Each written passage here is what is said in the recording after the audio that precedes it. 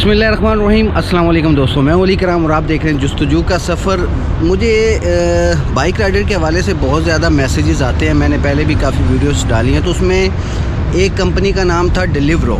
तो इतने मैसेज आए कि भाई डिलीवरो के हवाले से भी कुछ अपडेट है। तो आज आसम भाई मेरे साथ हैं। ये माशाल्लाह पुराने बाइक राइडर हैं और काफ़ी सालों से इस फील्ड में हैं। तो आप लोगों के लिए ये वीडियो बहुत बेनिफिट और फ़ायदेमंद साबित होने वाली है, इसलिए एंड तक देखना है, स्किप नहीं करना है। बाकी हम बात करेंगे आसिफ भाई से, एक तो बाइक राइडर्स के हवाले से, दूसरा डिलीवरी के जो ये जिस कंपनी में काम कर रहे हैं, इससे पहले इनका क्या एक्सपीरियंस है। और मज़े की बात यह है कि ये ख़ुद एक यूट्यूबर है माशाल्लाह, और इनका यूट्यूब चैनल भी है जिसका लिंक आपको डिस्क्रिप्शन में मिल जाएगा। बाकी अपने चैनल के हवाले से भी ये बीच में इंशाल्लाह इनसे बात करेंगे और बाकी मज़े की वीडियो होने वाली है, इसलिए स्किप नहीं करनी। अस्सलाम वालेकुम। वालेकुम सलाम भाई, कैसे हैं? शुक्र है अल्लाह का। सर आप सुनाएं आपका। सबसे पहले तो आपने इस गर्मी में टाइम दिया, ये मेहरबानी आपकी। सर आपका शुक्रिया और मेहरबानी। ये असल में मेरे फॉलोअर्स बहुत ज़्यादा थे जो कह रहे थे जी कि डिलीवरो कंपनी के हवाले से भी बताएं। तो माशाल्लाह आपका चैनल होने की वजह से मुझे अच्छा लगा कि आपका रब्ता हुआ और आपसे अब बात हो रही है। अच्छा, सबसे पहले ये बताएं कि कितना टाइम हो गया आपको? सर मुझे बाइक डिलीवरी के काम में 4 साल हो गए।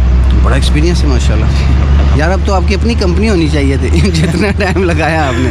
बस इंशाल्लाह बनाएंगे इंशाल्लाह। अच्छा, 4 साल का एक्सपीरियंस है। तो क्या इस एक्सपीरियंस में कहाँ से स्टार्ट हुआ?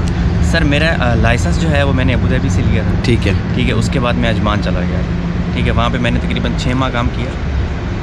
तो 6 माह काम करने के बाद फिर दुबई आ गए। दुबई मैंने फ्रीडम वीज़ा में काम करता रहा। ठीक है, वहाँ पे 1 साल किया। उसके बाद ऊबर में काम करता रहा। ऊबर में 1 साल किया और ऊबर बंद होने की वजह से फिर डिलीवरो में आ गए। तो फिर डिलीवरो में ही कर रहे हैं। अब डिलीवरो कितने साल हो गए आपको? डिलीवरो में मुझे तकरीबन 1.5 साल हो गए। ठीक है। तो क्या समझते हैं कि ज़बरदस्त है, चेंज करने की ज़रूरत नहीं है? नहीं, अभी बस ये ठीक चल रहा है। इसके बाद ये चीज़ वैसे पूछनी awkward होती है, लेकिन सवाल होता है कि तकरीबन आप महाना कितना कमाते हैं? महाना सर देखें, काफ़ी लड़के जो जिस तरह कुछ लड़के ऐसे भी हैं जो तकरीबन 6,000 तक कमा रहे हैं। ठीक है, जो मेरे रूम के लड़के हैं उनकी सैलरी 6,000 तक आती है। मेरी जो सैलरी है, क्योंकि मैं काम नॉर्मल करता हूँ, तो मेरी 4,500। यार माशाल्लाह। हाँ, ये इंग्लैंड बना हुआ है यहाँ तो। अच्छा जी, तो इसमें अच्छा ये चीज़ होगी है कि आप इतना कमाते हैं। दूसरा ये बताएं कि इसमें टफ़ टाइम कितना है?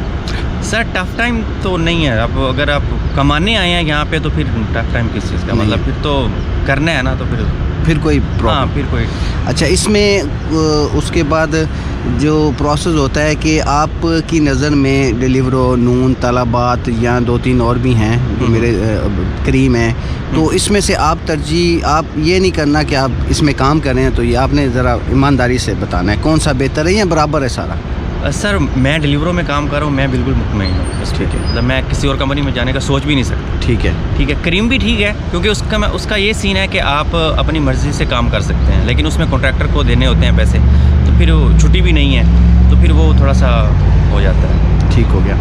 उसमें छुट्टी नहीं, इसमें है? हाँ, इसमें वीक में एक छुट्टी है। एक छुट्टी है। हाँ। ठीक हो गया। इसमें आप जो लेते हैं वो सैलरी होती है या पर सर डिलीवरो जो है वो कमीशन पे है। डिलीवरो भी कमीशन पे है और करीम भी कमीशन पे है। अब तो नून भी कमीशन पे। हाँ, तो ये क्या देती है डिलीवरो? ये 10 दिरहम और 25 फीस देती है। ठीक है, पर ऑर्डर। तो इसमें कोई लिमिट होती है कि महाना इतने ही करने हैं या? नहीं सर, वो आपको जितने आ जाए ऑर्डर।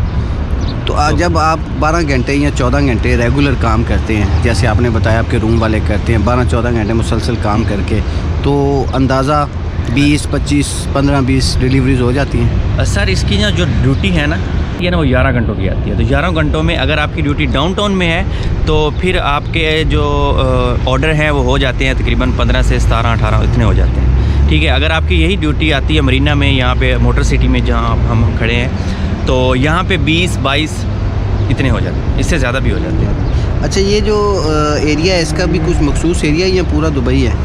नहीं, ये इसका पूरा दुबई है। ठीक है, वो हर जगह पे होते हैं। और तालाबाद का भी, करीम का भी, नून का मेरा ख्याल है पूरा दुबई नहीं है या उसका भी? नहीं, नून का पूरा दुबई नहीं है। हाँ, उसका मखसूस हाँ, क्योंकि अभी वो स्टार्ट हो रही है ना, तो इसलिए उसका भी पूरा नहीं है, लेकिन इसका पूरा है। हाँ, इसका।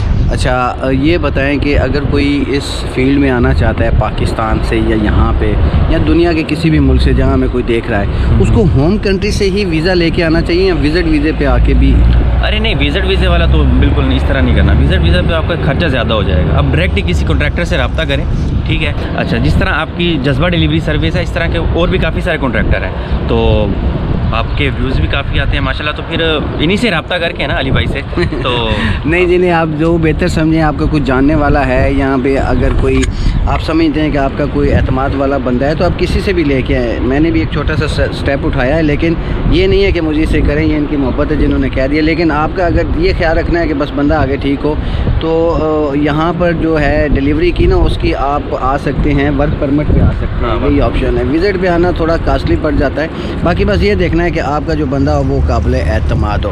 अच्छा जी, आपने ये भी बड़ी अच्छी हमें राय दे दी, जो कि मैं भी अक्सर यही कहता हूँ कि कोशिश करें कि वर्क वीज़े पे ही आएँ, ना कि विज़िट पे। अच्छा, नए बंदे के लिए यहाँ पे थोड़ा मुश्किल है या सर्वाइव कर जाता है? अरे नहीं, स्टार्ट में तकरीबन प्रॉब्लम होती है, ठीक है, हफ्ता दो, उसके बाद तो फिर घर जैसा माहौल हो जाता है। जिस तरह बंदा अपने शहर में रहता है, वो डिलीवरी का होता है ना, वो लड़के सोचते हैं कि यार किस तरह डिलीवरी करेंगे, किस तरह बाइक चलाएंगे, वो सिंपल है। हाँ पे पहले तो आप अपने चैनल का बताएं ना, फिर एक और सवाल बड़ा है हमें। सर, मेरे चैनल का नाम जो है वो आसिम 2.0 है, ठीक है, लिंक आपको डिस्क्रिप्शन में मिल जाएगा, तो आप काइंडली उसमें क्या करते हैं आप? उसमें एक्चुअली मैं अपने ड्यूटी स्टार्ट करता हूँ ड्यूटी के एंड तक, उसमें जो कुछ होता है, कितने ऑर्डर होते हैं, वो सब कुछ मैं। ज़बरदस्त दोस्तों, इस चैनल को आपने लाजमी सब्सक्राइब करना है, आपके बड़े काम आने वाला है ये चैनल। अच्छा, जो नया बाइक राइडर आता है यहाँ पर, उसका सबसे अहम चीज़ होती है, वो होती है उसका लाइसेंस। जी बिल्कुल, उसके बारे में थोड़ी अपडेट दें कि वो कितना टाइम लगता है और क्या घबराने की बात होती है। लोगों के बड़ा अजीब से सवालात होते हैं, जी 3 माह लगेंगे, 6 माह लगेंगे, क्या कोई ऐसा सिलसिला होता है?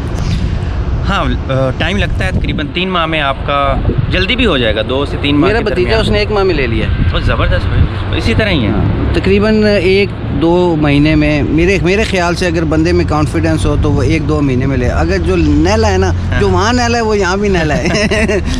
अच्छा, मेरे 3 कज़न आए हुए हैं, वो ले रहे हैं शारजा से, ठीक है, तो अभी उनकी फ़ाइल ओपन नहीं हुई है, ठीक है, तकरीबन आज उनकी आईडी आनी थी, ठीक है, ठीक है, तो मैं उन पर भी वीडियो बनाऊंगा, तो ज़रूर वो पता चल जाएगा कितना टाइम, कितना पैसे लगे और कितना टाइम लगा। अच्छा, जो एहतियाती तदाबीर होती हैं बाइक राइडर्स की, वो उसके बारे में भी थोड़ा। सर, एहतियाती तदाबीर तो फिर सर आपको ही करनी है, ठीक है, क्योंकि हमारे पास बाइक है, तो बाइक का तो खुद भी संभाल के चलानी पड़ती है और दूसरे की गलती का भी ख्याल करना पड़ता है कि कोई कभी कभार इस तरह होता है कि आप ठीक चला रहे होते हैं, किसी और की गलती की वजह से प्रॉब्लम हो जाती है। तो मैंने एक वीडियो पीछे बनाई थी कुछ दिन पहले, वो साइकिल डिलीवरी वाले थे, तो उन्होंने ना उन्होंने कहा था कि पिछों भी ठोक दें, टैगों भी ठोक देंगे, तो क्या ये जी सर, इस तरह तो फिर है, आगे पीछे से बचना होता है। इसमें तो बाइक में और साइकिल में तो फिर आपको आगे पीछे से बचना होता है। गाड़ी वाले को तो कुछ होना नहीं है, ठीक है, ठीक है, नुकसान आपका ही होगा। तो बाइक कौन सी यूज़ होती है? बाइक सर मुख्तलिफ़ कंपनीज़ की होती हैं, पल्सर की होती है, हीरो की होती है, तो इस तरह होंडा की होती है ज़्यादातर। तो उसका वो इंजन कौन सी सीसी का होता है? यहाँ पे 150 होती है, 160 और 180। ठीक है, इससे कम नहीं होती? इससे कम नहीं होती। ये इसके ऊपर तो हाथ रखें तो ये वैसे जहाज बन जाते हैं। कोई एहतियाती तदाबीर दोस्तों को बताएं या कोई गाइड करना चाहें? सर देखें, अगर आपके पास लाइसेंस हो जाता है ना, लाइसेंस जब आ जाता है तो आपकी कोशिश होती है कि यार हम ज़्यादा से ज़्यादा ऑर्डर करें। तो उसमें क्या होता है कि लड़के जो हैं वो नो एंट्री वगैरह मारना शुरू कर देते हैं, स्पीड जो होती है रोड लिमिट के हिसाब से नहीं चलते हैं, तो काफ़ी सारा फ़ाइन आता है। इवन मुझे पिछले माह 900 दिरहम का फ़ाइन आया, और 900 दिरहम का फ़ाइन इस तरह आया कि मैं, एक तो मेरी गलत पार्किंग की वजह से था, और दूसरा था कि मैंने इंडिकेटर नहीं लगाया था लाइन चेंज करते वक्त। और वो मोस्टली होता है कि नहीं लगाता है, बंदा भूल जाता है, लेकिन तब मेरी किस्मत ख़राब थी कि मेरे पीछे जो था वो पुलिस वाला था और उसने देख लिया, तो उसने 400 दिरहम का दे दिया। यानी कि अब आइंदा से आप एहतियात। हाँ, आइंदा से। अच्छा, इसमें जो होती है ये जुर्माने वगैरह, या इसका फ्यूल होता है, या इसके बाकी एक्सपेंस, आपका खाना रहायश, ये कैसे मैनेज होता है? ये अपना होता है या कंपनी पे करती है? सर, कंपनी ने आपको वीज़ा और काम दे देना है, बाइक दे देनी है और सिम दे देनी है, उसके बाद आपका रहना, खाना पीना वो सब आपका अपना होगा, इवन पेट्रोल भी आपका अपना होगा, ठीक हो गया। यानी कि वो जो आपके साथ एक तय हो गया 9.5 साढ़े 10 दिरहम या जो भी है, हाँ, उसमें आपका सारी चीज़ें वो हमारी आपकी अपनी है, तो इजीली मैनेज हो जाती हैं? इजीली मैनेज हो जाता है। कुछ ये भी बता दें कि खाने और रहायश का कितना ख़र्चा आ जाता है? सर, ये तो आप जिस एरिया में रहते हैं ना उसके हिसाब से, मैं इंटरनेशनल सिटी में रहता हूँ, वहाँ हमारा तकरीबन हमने तो अपना फ्लैट लिया हुआ है, ठीक है। उसमें कितने बंदे हैं? कज़न रहते हैं, तकरीबन हम 8 लोग हैं, ठीक है, ठीक है, 8 लोग रहते हैं, तो हमें तकरीबन हम 1 माह के बाद रेंट पे करते हैं, तो हमें आ जाता है 400-400 दिरहम आ जाता है 1 माह के बाद।